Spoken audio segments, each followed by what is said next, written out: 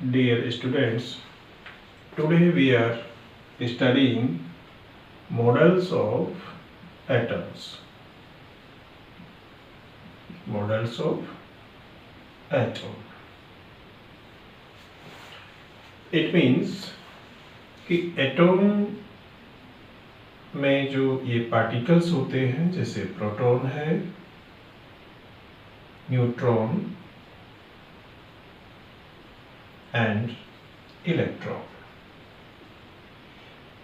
ये particles atom में कहाँ और किस तरह से ये रहते हैं, इनकी स्ट्रक्चर यानी कि इनका जो कॉन्फ़िगरेशन है वो किस टाइप से हो सकता है कि एक एटम में ये तीनों जो पार्टिकल्स हैं वो कहाँ कहाँ पे है, तो उसी से रिलेटेड एक ये मॉडल बनाया गया। और ये जो है मेन दो मॉडल हम डिस्कस आज करेंगे। First is Thompson model and second is Rutherford model. Specially ये दो मॉडल्स हमारे आज के टॉपिक हैं कि जिनको हम अच्छे से डिस्कस आज करेंगे। आप इन्हीं के बारे में सीखेंगे। First one is Thompson model and second is Rutherford model. So let's we start with Thomson model.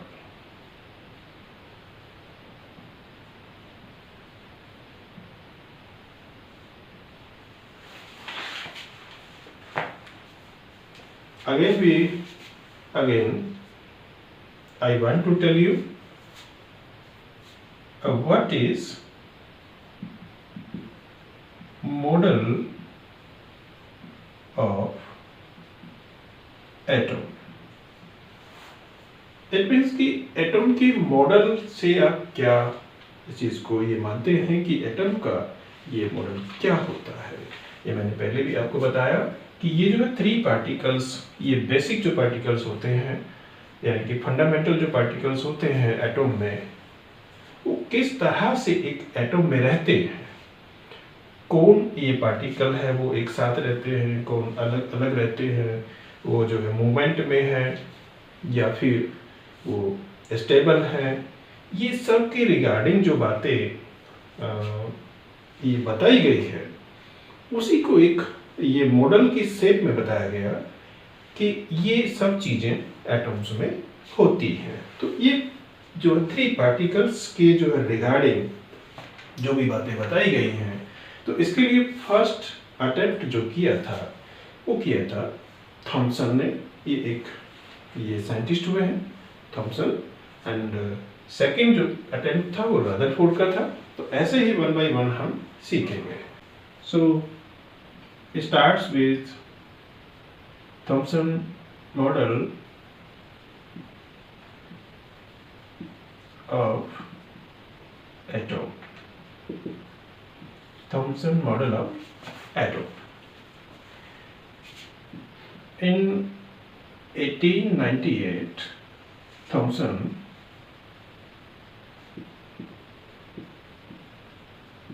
proposed that an atom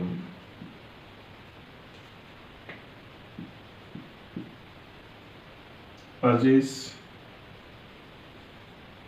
a spherical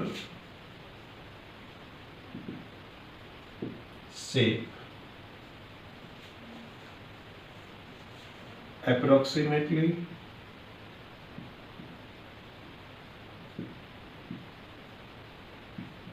10 to the power minus 10 meter radius।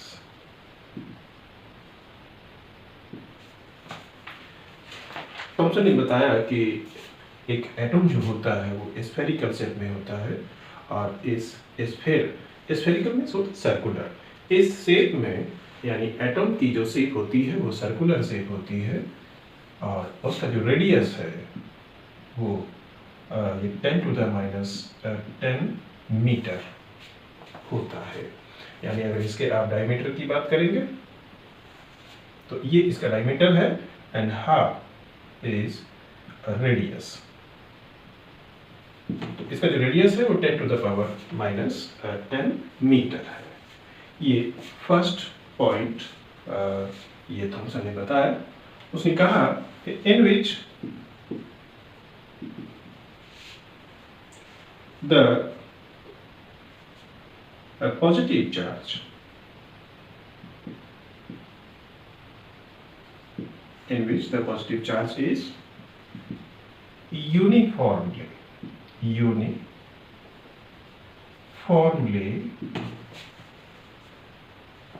distributed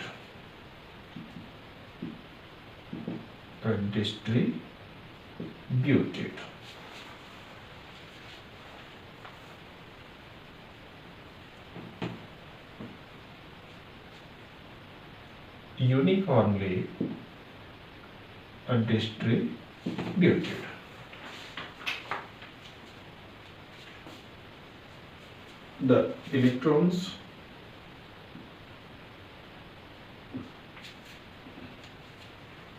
The electrons are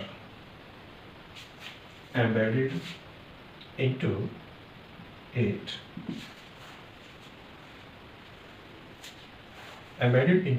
it in such a manner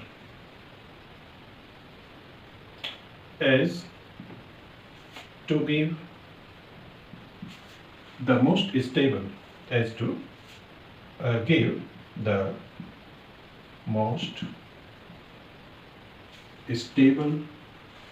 electrostatic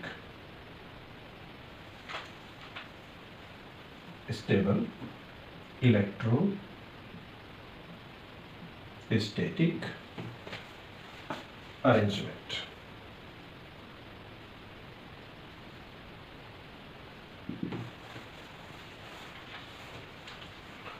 इसको आप इस तरह से भी ये मान सकते हैं, थॉमसन ने जो बताया उसने कहा कि एटम एक स्फेरिकल शेप में होता है, सर्कुलर शेप में होता है और उसका जो रेडियस है वो ये r is equal to 10 to the power 10 metre.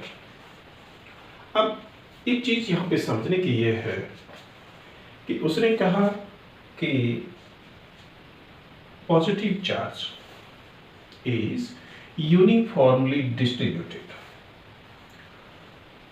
उसने कहा कि जो पॉजिटिव चार्ज है इट मीन्स कि पॉजिटिव चार्ज मीन्स प्रोटॉन। उसके बाद उसने कहा कि ये यूनिफॉर्मली डिस्ट्रीब्यूटेड होता है। यूनिफॉर्मली मीन्स पूरा का पूरा जो स्फीयर है उसमें पूरा इस तरह से ये फैला हुआ है। ये जो पॉजिटिव चार्ज है पूरा का पूरा स्फीयर में फैला हुआ है। एंड देन आफ्टर दैट उसने कहा कि electrons are embedded into it. अब यहाँ आप देखिए इलेक्ट्रॉन्स है और ये जो है प्रोटॉन्स की बात हुई है, या न्यूट्रॉन्स के बारे में कोई बात नहीं हो रही है। यानी कि थॉमसन ने अपना जो मॉडल दिया है एटम्स के लिए उसने केवल इलेक्ट्रॉन की बात की है और जो है प्रोटॉन की बात की है। इट मीन्स कि उस टाइम तक न्यूट्रॉन यानी 1898 तक न्यूट्रॉन के बारे में ये पता नहीं था, यानी न्यूट्रॉन का डिस्कवरी नहीं हुआ था। तो उसने कहा कि ये positive charge all over sphere में फैला हुआ होता है, यूनिफॉर्मली फैला होता है और electrons are embedded into it in such a manner as to give the most stable electrostatic arrangement. Electrostatic arrangement means positive and negative arrangement. Electrostatic arrangement means positive and negative arrangement. Positive charge के लिए तो उसने कहा कि वो uniformly पूरा sphere में फैला होता है। उसके बाद ये जो नेगेटिव चार्ज है वो यानी कि इलेक्ट्रॉन्स है वो इस पॉजिटिव चार्ज के बीच में ही इस तरह से एम्बेडेड होता है, इस तरह से पॉजिटिव चार्ज के बीच में ही ये नेगेटिव चार्ज इस तरह से फैला हुआ होता है। ये था थॉमसन मॉडल। उन्होंने इतना ही बताया है, उसके बारे में और थोड़ा सा लिखेंगे आगे। अब देखिए ये जो स्ट्रक्चर है, इस स्ट्रक्चर को आप ये कह सकते हैं कि ये जो रेडिश जो पोर्शन है और इसके बीच में ये ब्लैक कलर जो है, ये दोनों क्या है? रेडिश जो पोर्शन है वो पॉजिटिव चार्ज है, मीन्स ये प्रोटॉन, एंड ये जो ब्लैक जो पोर्शन है ये है इलेक्ट्रॉन्स। ये जो ब्लैक पोर्शन है ये इलेक्ट्रॉन्स है। तो इससे इसकी जो स्ट्रक्चर ये बनती है उसे कहा जाता है वाटरमेलोन मॉडल। इसके बारे में लिखेंगे थोड़ा सा। An important feature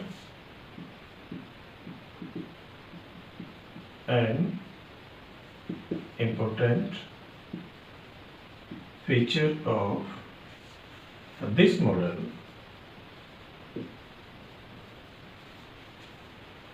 is that the mass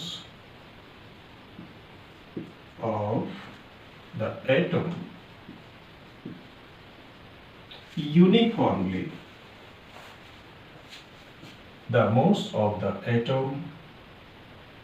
assumed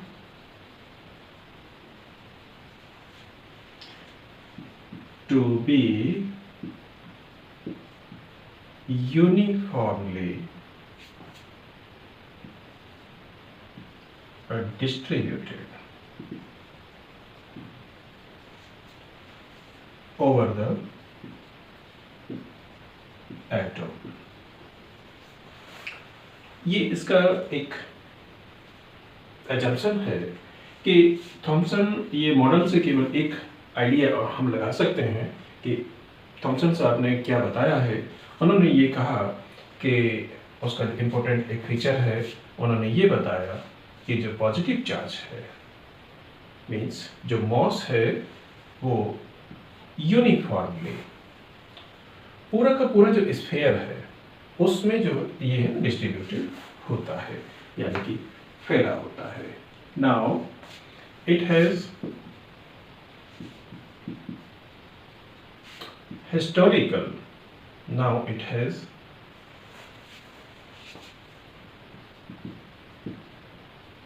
historical importance only, but this was first attempt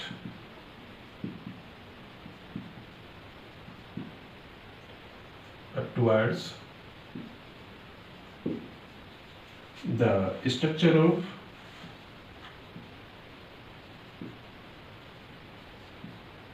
atom in 1898। यानी आप ये कह सकते हैं कि अब ये जो एटॉमिक ये मॉडल है, ये जो फर्स्ट एटॉमिक ये मॉडल था थॉमसन का, लेकिन इसका कोई अब स्पेशली कोई इम्पोर्टेंस नहीं है, क्योंकि इन्होंने जो बताया था कि जो मॉस है वो पूरा का पूरा फैला हुआ होता है, यूनिफॉर्मली होता है। अब आप लोगों को पता है कि किसी भी एटम का जो मॉस है वो उसके जो न्यूक्लियस में यानी कि सेंट्रलाइज होता है, एक तरह से बहुत छोटे पार्ट में होता है। तो अब ये एकदम यानी कि आप इसको कह सकते हैं कि थॉमसन जो मॉडल है आज के टाइम पे एकदम से जीरो हो गया है, यानी उसका कोई भी वैल्यू नहीं है। लेकिन ये एक हिस्टोरिकल इम्पोर्टेंस इसका है, क्योंकि ये एक फर्स्ट अटेम्प्ट था एटॉमिक स्ट्रक्चर को बताने के लिए। सेकेंड वन इज रदरफोर्ड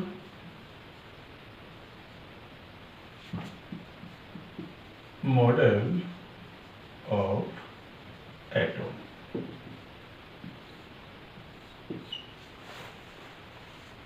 यहाँ देखिए Thompson model and Rutherford model में सबसे जो मेन डिफरेंस ये है कि थॉमसन मॉडल के टाइम पे न्यूट्रॉन का डिस्कवरी नहीं हुआ था, लेकिन यहाँ ये रदरफोर्ड मॉडल जब आया तो उस टाइम पे न्यूट्रॉन का डिस्कवरी हो गया था।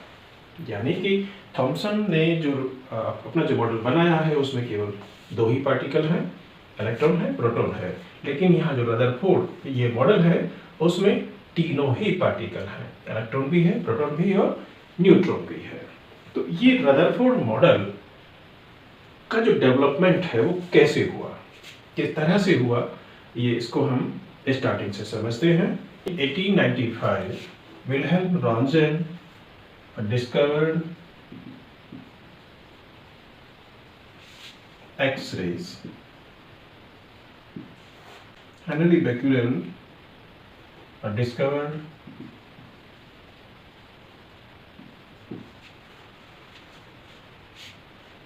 the phenomenon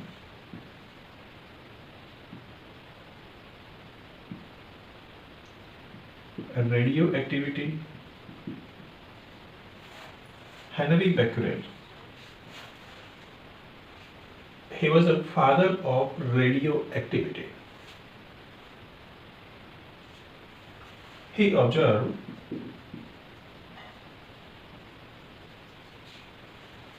that there are certain elements which emits a radiation on their own. This is called radioactivity. This is called radioactivity. And element known as radioactive element.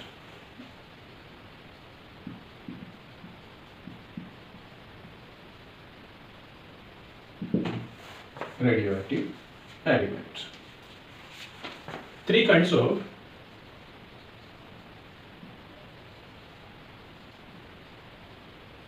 rays: alpha, beta and gamma are emitted by radioactive elements.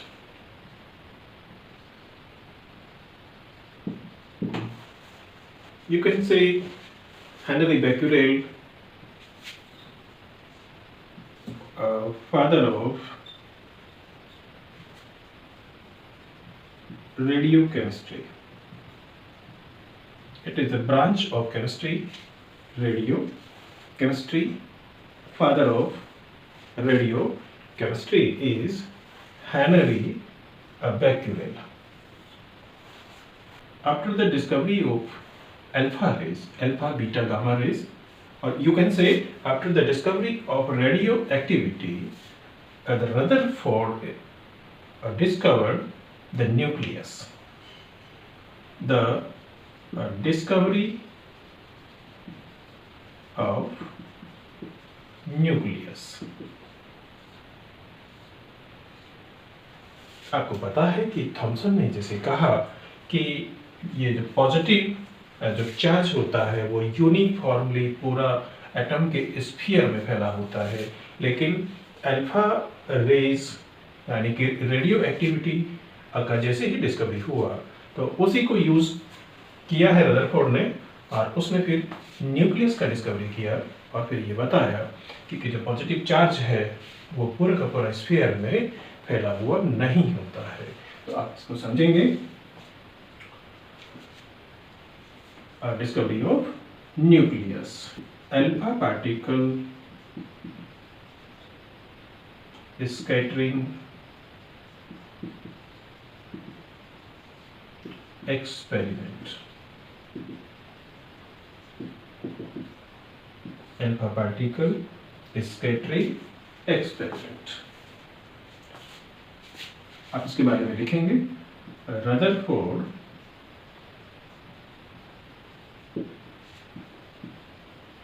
bombarded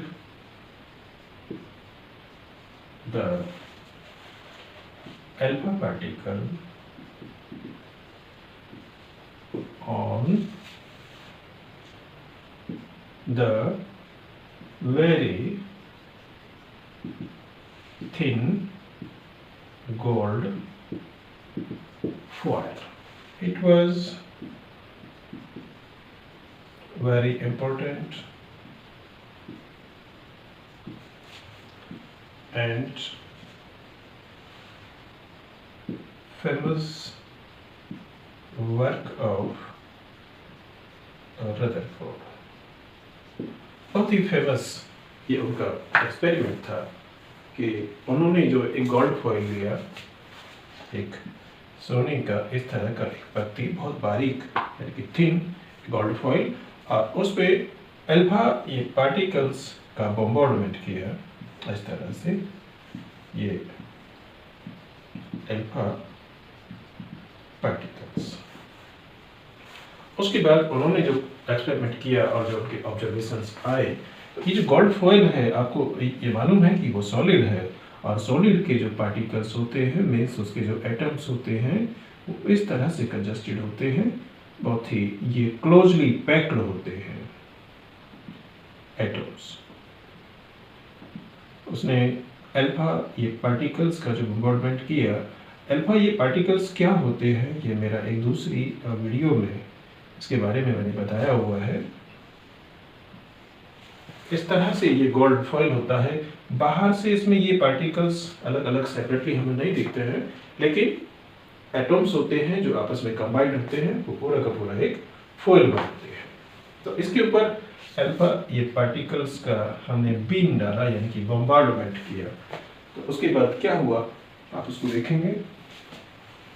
experiment के लिए अब आप देख रहे हैं क्या क्या चीजें हैं.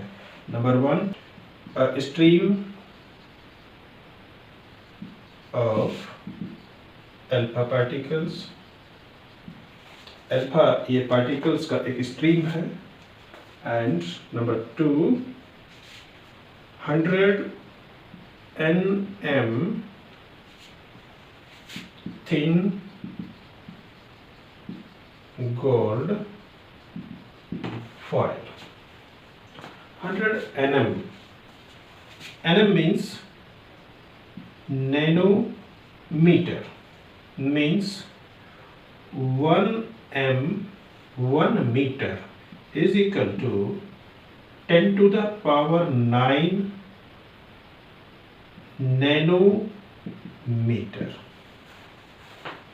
It means 1 nm 1 nanometer is equal to 10 to the power minus 9 meter. nm nanometer. nano means आप कह सकते हैं 9. nano means 9. तो ये जो गोल्ड फॉइल था वो 100 नैनोमीटर इस तरह की एक थिकनेस का, यानी कि थिननेस का है, थिकनेस तो नहीं कह सकते, थिन, ये इस तरह का गोल्ड फॉइल था. एक्सपेरिमेंट हुआ, यानी कि ये गोल्ड फॉइल है 100 nm गोल्ड फॉइल, और ये हमारा stream of alpha particle. Gold foil में से एक गोल्ड एटम को ले लेते हैं बाहर. ये गोल्ड एटम है, और इस पे अल्फा ये पार्टिकल्स का ये बॉम्बार्डमेंट हम कर रहे हैं इस तरह से. अल्फा पार्टिकल्स इस तरह से जा रहा है. अब ये अल्फा जो पार्टिकल्स है उसके बारे में जो ऑब्जर्वेशंस आए, ये बताया गया कि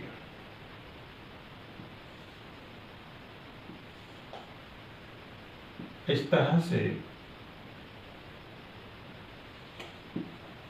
आप थोड़ा सा ध्यान से इस चीज को देखिए कि अल्फा ये पार्टिकल्स का ये बॉम्बार्डमेंट हुआ, और ये हमने जो ये है ना गोल्ड फॉयल में से एक एटम को उठा लिया बाहर, यानी कि पूरा ये जूम करके देखा, तो एक एटम पे जब अल्फा ये पार्टिकल्स का बॉम्बार्डमेंट हो रहा है, तो उस टाइम पे क्या ऑब्जर्वेशंस आए, तो आप उनको नोट करेंगे।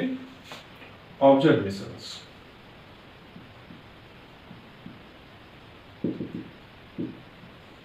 Number 1, most of alpha particles passed through the gold foil undeflected। Number 1 ये पॉइंट कहता है कि most of alpha particles passed through the gold foil undeflected, means वो कह रहा है कि most of alpha particles undeflected atom से आर पार हो जाते हैं। यानी आप कह सकते हैं कि ये अल्फा जो पार्टिकल है, हमने यहाँ जो डिफ्लेक्ट किया है उसको भी आप सीधा निकाल दीजिए, ऐसे करके, यानी कि मोस्ट ऑफ अल्फा जो पार्टिकल्स हैं वो बिल्कुल सीधे निकल जाते हैं, डिफ्लेक्ट नहीं होते हैं। And second one is a small fraction of the alpha particles was deflected by a small angle। यानी कि आप कह सकते हैं कि बहुत कम अल्फा ये पार्टिकल्स हैं जो कि स्मॉल एंगल पे डिफ्लेक्ट हो जाते हैं। Second one point, first one जो सीधे निकल जाते हैं, एंड सेकेंड वन जो कि डिफ्लेक्ट होते हैं। बहुत कम इस तरह के अल्फा ये पार्टिकल्स हैं जो बहुत छोटे एंगल पे डिफ्लेक्ट हो जाते हैं।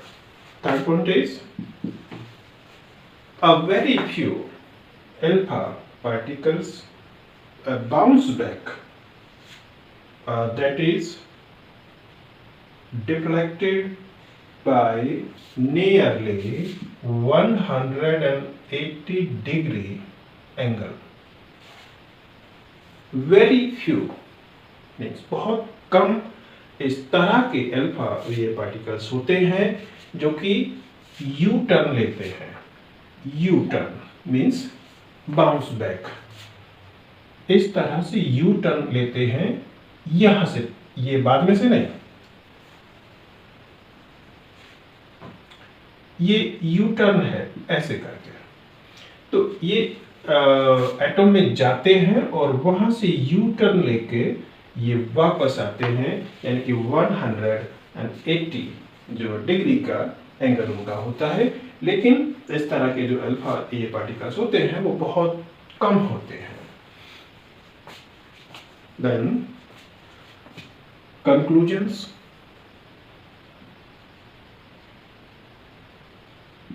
ये जो ऑब्जर्वेशंस आई हैं इस एक्सपेरिमेंट से, तो कंक्लूजन्स क्या है आप लिखेंगे। Rutherford's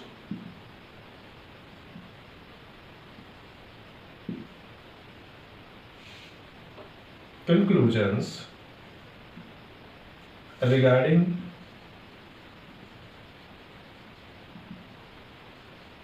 the structure of atom। Number 1 is most of the space in the atom is empty, as most of the alpha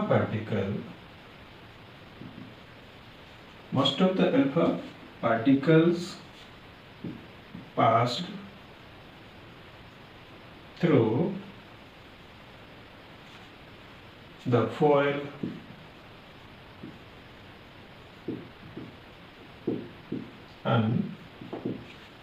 undeflected. Undeflected alpha जो पार्टिकल्स हैं वो सीधे जो है निकल गए. इट मीन्स कि एटम का जो ये मोस्ट ऑफ द पार्ट है वो एम्प्टी है, मीन्स खाली है.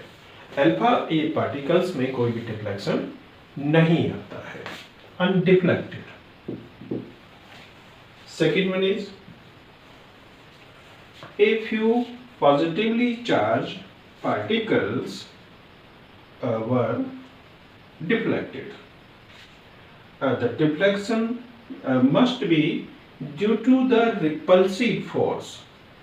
Repulsive means ये जो पॉजिटिव चार्ज होते हैं, इट मीन्स अल्फा जो पार्टिकल है वो भी पॉजिटिव चार्ज है, एंड न्यूक्लियस मीन्स सपोज कीजिए कि ये न्यूक्लियस है तो न्यूक्लियस भी पॉजिटिवली चार्ज होगा. इसीलिए दोनों पे जो है रिपल्सन फोर्स यूज होता है, अट्रैक्शन फोर्स होता.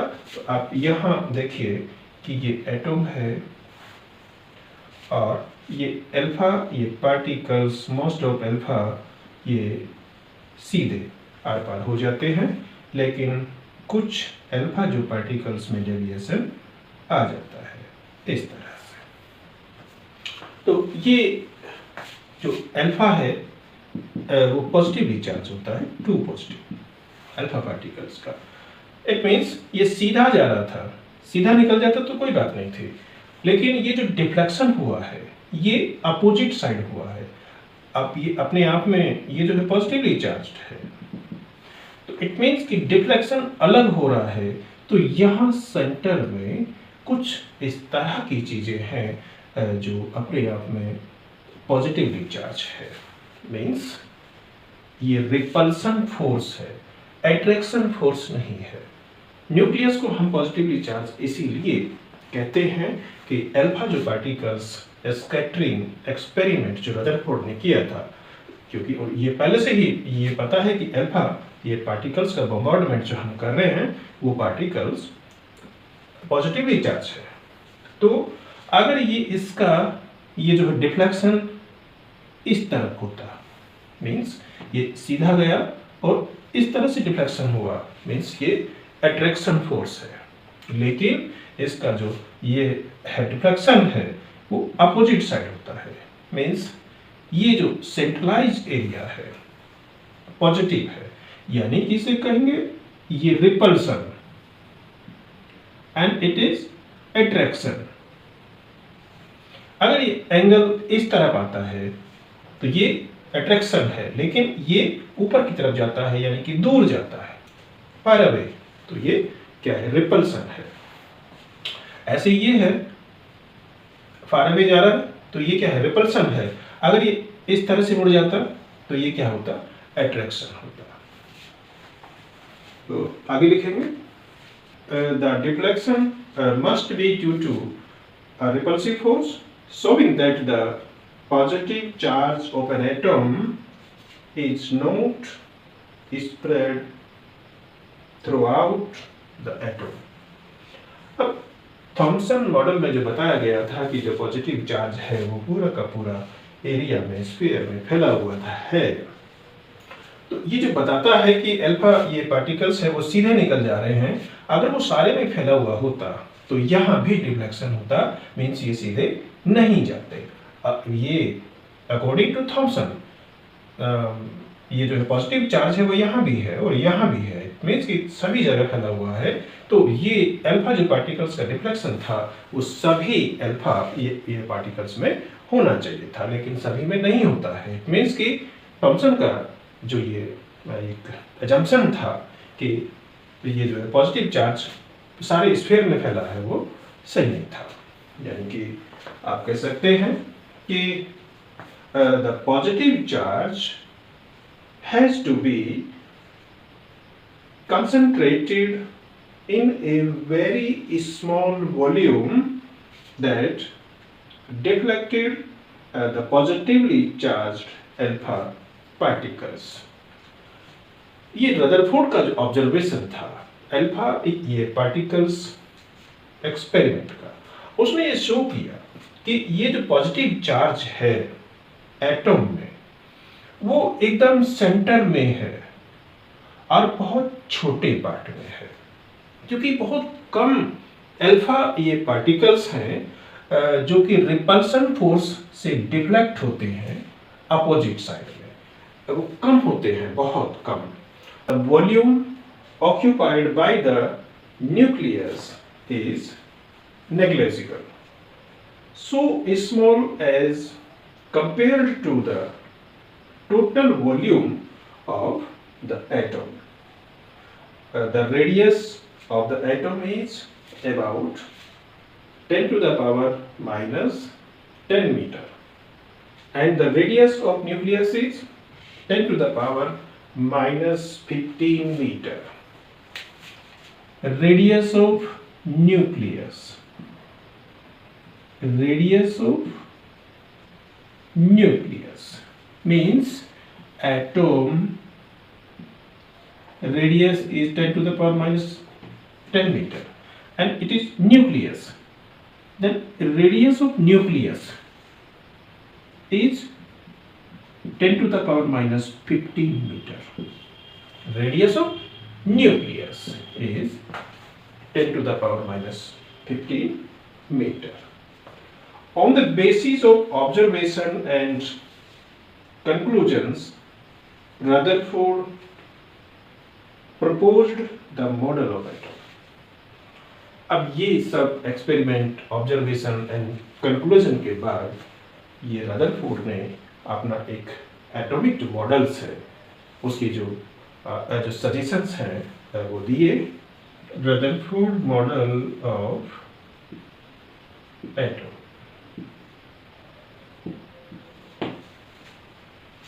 Number 1, the positive charge and most of the mass of the atom was densely concentrated in extremely small region. This very small portion of the atom was called nucleus. Means atom and this is nucleus M. And Rutherford says the positive charge and most of the mass of the atom was densely concentrated in extremely small region. This very small portion of the atom is called nucleus. Atomic mass of atom. Total atomic mass of an atom is concentrated to nucleus. Second point is the nucleus is surrounded by electrons that move around the nucleus with a very high speed in circular path called orbits. Second point जो कहता है वो ये कहता है, अब पहले इसको हम अच्छे से समझ लेते हैं. Atomic mass of atom means number of protons and plus number of neutrons. Total mass of atom. अब यहाँ दो पार्टिकल्स का एडजस्टमेंट हो गया. ये जो प्रोटॉन्स है न्यूट्रॉन्स, ये न्यूक्लियस में रहता है, बहुत स्मॉल ये रीजन है. अब एक पार्टिकल बचा हुआ है इलेक्ट्रॉन. उसके बारे में रदरफोर्ड ने कहा कि न्यूक्लियस के चारों ओर इलेक्ट्रॉन सर्कुलर पाथ में ये रिवॉल्व होता रहता है, घूमता रहता है. इट मीन्स इस तरह से घूमता रहता है, ऐसे करके. And number third is electrons and the nucleus are held together by electrostatic force of attraction. It is number third.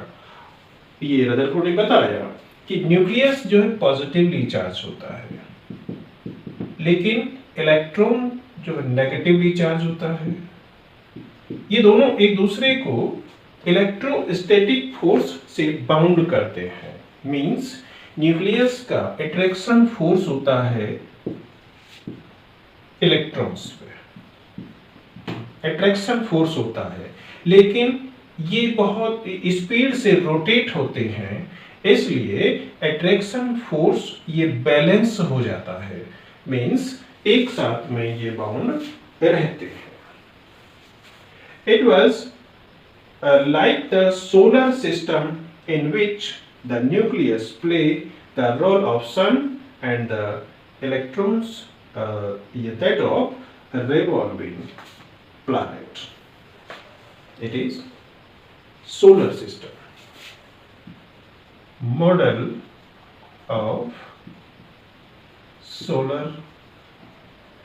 system means nucleus is the sun and electron is a planet. ये जैसे कि सन के चारों तरफ अर्थ,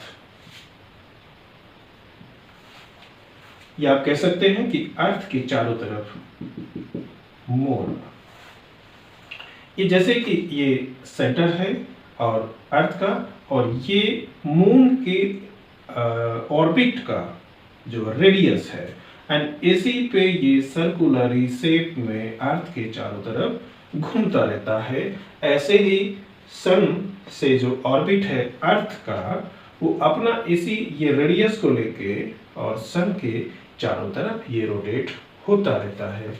ऐसे ही other जो planet हैं वो अपना एक डिस्टेंस, एक रेडियस लेके सन के चारों तरफ घूमते रहते हैं। तो ये जो रदरफोर्ड का मॉडल है, इसे ये मॉडल ऑफ सोलर सिस्टम भी कहा जाता है। Drawback of Rutherford model.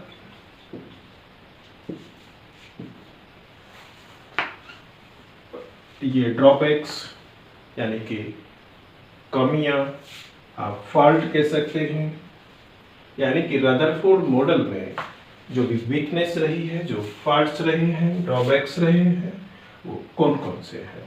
Number 1, actual में होता क्या है कि जब भी कोई न्यू कॉन्सेप्ट आता है तो उस टाइम तक का जितना भी नॉलेज है, जो भी डिस्कवरीज या रिसर्च उस टाइम तक हुई है, उसी के अकॉर्डिंग जो है कॉन्सेप्ट आते हैं, वो कंक्लूजन्स आते हैं या ऑब्जर्वेशंस आते हैं। लेकिन जैसे जैसे ही रिसर्च आगे बढ़ती है, नई नई चीज़ें आती हैं, और जो कॉन्सेप्ट होते हैं उनमें करेक्शंस होते रहते हैं, यानी कि कुछ कमियां होती हैं, उनको ठीक किया जाता है। तो ऐसे ही रदरफोर्ड ये मॉडल्स में कुछ कमियां रही, जो न्यू रिसर्च आई हैं उनके बेसिस पे कुछ क्वेश्चंस रेज हुए, तो उनके जो आंसर्स हैं वो ये रदरफोर्ड कॉन्सेप्ट से नहीं मिलते हैं। तो उसमें ऐसी ही कुछ चीज़ें हैं। तो ये फर्स्ट जो क्वेश्चंस रेज होता है, stability of atom.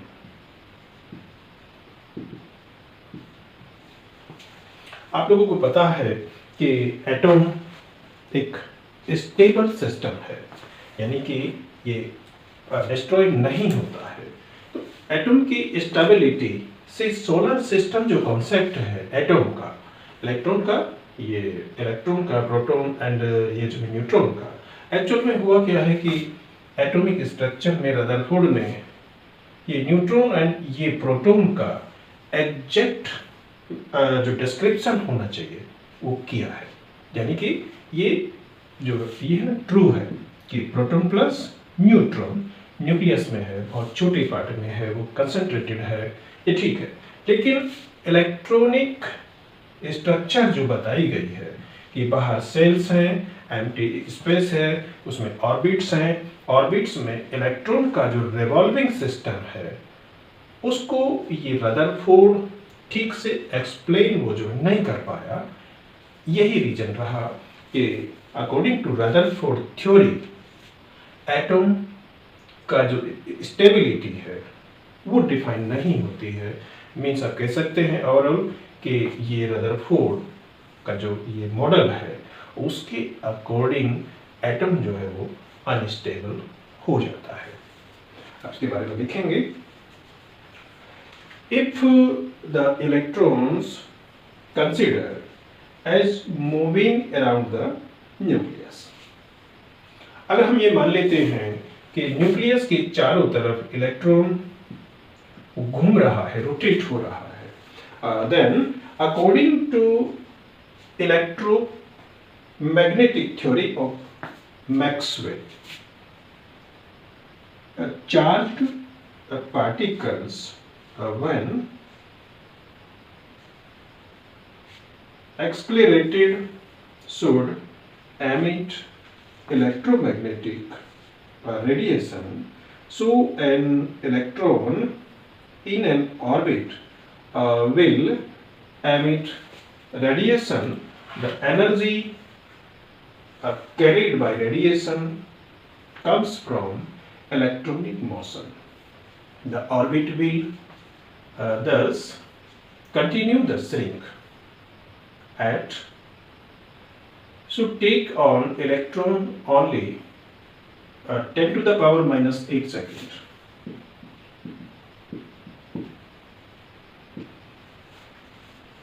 To spiral in the nucleus, but this does not happen. Thus, the Rutherford model cannot explain the stability of an atom. आप इसको इस तरह से समझ सकते हैं कि ये मैग्नेटिक जो रिसर्च की थी मैक्सवेल ने, ये एक साइंटिस्ट हुए हैं ये मैक्सवेल, इन्होंने कहा है कि कोई भी एक चार्ज्ड जो पार्टिकल है उसका जो मोशन है अगर उसमें जो डायरेक्शन से चेंज होती है, इस तरह से डायरेक्शन से उसकी जो चेंज होती है, तो उस समय जब भी डायरेक्शन उसकी है ना चेंज होगी तो उससे एनर्जी एमिट होगी, यानी एनर्जी बाहर आएगी, एनर्जी लॉस होगा।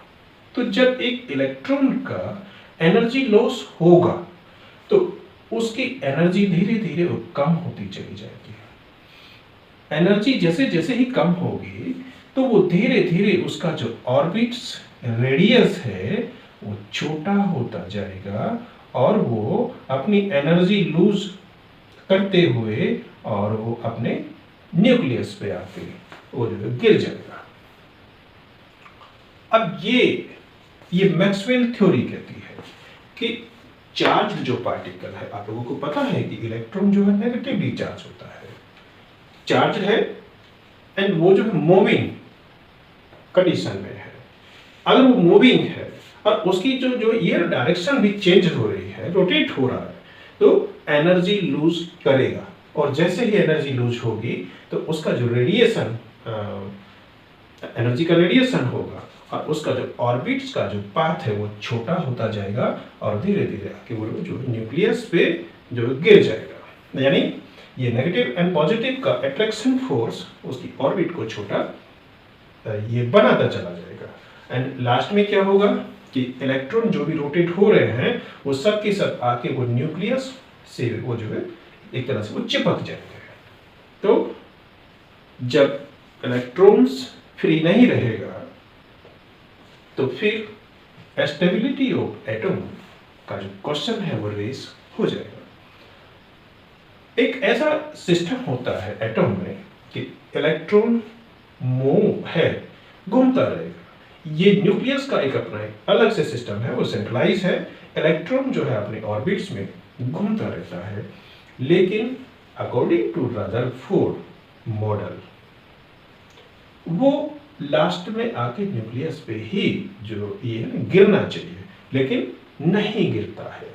इट मीन्स कि ये रदरफोर्ड मॉडल उस सिस्टम को, एक्चुअल जो सिस्टम एटम का होता है, उसको एक्सप्लेन वो नहीं कर पाया। एंड सेकेंड इज, अगर हम ये मान लेते हैं कि इलेक्ट्रॉन ये मूविंग कंडीशन में नहीं है, यानी कि न्यूक्लियस के बाहर ये इलेक्ट्रॉन यहाँ पे है, लेकिन according to first point it is revolving, लेकिन हम मान लेते हैं कि ये रिवॉल्विंग नहीं है, ये स्टेबल है, अपनी जगह पे है, क्योंकि जैसे ये घूम रहा है तो घूमने से उसकी डायरेक्शन भी चेंज हो रही है, डायरेक्शन में ये जो है चेंज होगा तो वो एनर्जी लूज करेगा, लेकिन हम यहाँ मान लेते हैं कि वो बिल्कुल स्टेबल है, घूम नहीं रहा है, तो और ज्यादा डेंजरस हो जाएगा। फिर अगर उसको स्टेबल हम मान लेते हैं तो फिर ये कंडीशन और ज़्यादा डेंजरस हो जाती है। आप इसको समझिए कि ये जो है पॉजिटिव चार्ज है, ये नेगेटिव चार्ज है एंड स्टेबल है, अपनी जगह पे रुका हुआ है, तो मीन्स इनके बीच फोर्स ऑफ अट्रैक्शन इतना ज़्यादा होगा कि ये चारों साइड से इलेक्ट्रॉन को अपनी तरफ खींच लेगा और एटम का जो अपना एग्जिस्टेंस है वही डिस्ट्रॉय हो जाएगा। अब इसके बारे में लिखेंगे थोड़ा सा। The electrons considered as stationary around the nucleus, यानी हम ये मान लेते हैं कि इलेक्ट्रॉन स्टेबल है, स्टेशनरी है, मूवमेंट में नहीं है, तो क्या होगा? The electrostatic attraction between the nucleus and the electrons or pull the electron towards the nucleus. Attraction force of nucleus pulls the electron towards the nucleus, यानी चारों ओर से वो इलेक्ट्रॉन्स को अपनी तरफ खींच लेगा। इस तरह से एटम का एग्जिस्टेंस जो डिस्ट्रॉय हो जाएगा, और ये जबकि ऐसा नहीं होता है, एटम है, कोई भी मैटर है, एग्जिस्ट है नेचर में, तो वो डिस्ट्रॉय नहीं होता है। another serious drawback of the Rutherford model is that it says nothing about the electronic structure of atom, how the electrons are distributed around the nucleus and what are the energy of the electrons.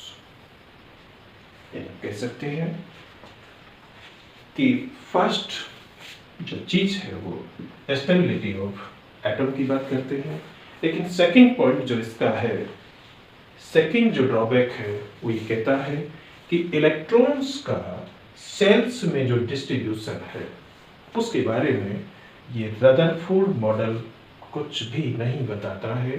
Suppose कीजिए कि 19 के potassium के पास electron है 19, electron is equal to 19 and proton is equal to 19, then अब ये नहीं बताता कुछ भी कि ये 19 जो इलेक्ट्रॉन्स हैं ये न्यूक्लियस से वो किस डिस्टेंस पे और कितने इलेक्ट्रॉन्स रहेंगे। मीन्स ये 19 के 19 एक साथ तो नहीं रहेंगे, क्योंकि इलेक्ट्रॉन्स के बीच में भी ये रिपल्सन फोर्स होगा, ये सभी के सभी है नेगेटिव चार्ज है, 19 के 19 ही जो है नेगेटिवली चार्ज होंगे, तो सभी एक जगह तो नहीं रह सकते, ये सभी दोस्त ये बन के नहीं रह सकते कि चलो भाई सभी एक साथ रहते हैं, यानी कि सभी पे नेगेटिव चार्ज है, तो रिपल्सन फोर्स भी काम करेगा। मीन्स कि सेल्स में जो ऑर्बिट्स है उसमें इलेक्ट्रॉन का जो डिस्ट्रीब्यूशन है किस तरह से होगा। जैसे आप लोगों को पता है कि 2n² रूल से फर्स्ट सेल में 2, सेकंड सेल में 8 एंड थर्ड सेल में 18, इस तरह से जो डिस्ट्रीब्यूशन होता है ये बाद में आया है, आपको पता है, लेकिन ये रदरफोर्ड मॉडल ये डिस्ट्रीब्यूशन को नहीं बताता है कि ये 19 इलेक्ट्रॉन 2, 8 एंड 1 एक्चुअल जो इसका डिस्ट्रीब्यूशन है इलेक्ट्रॉन का first shell 2, second shell 8 and third shell 8 and fourth shell is 1, इस तरह से डिस्ट्रीब्यूटेड होंगे। लेकिन यह रदरफोर्ड ने इस बारे में कुछ भी नहीं बताया है। यहाँ ये मॉडल यानी कि रदरफोर्ड साइलेंट हो जाते हैं कि 19 इलेक्ट्रॉन हैं, लेकिन मुझे नहीं पता कि वो सारे के सारे कौन सी ऑर्बिट में रहेंगे, किस तरह से डिस्ट्रीब्यूट होंगे।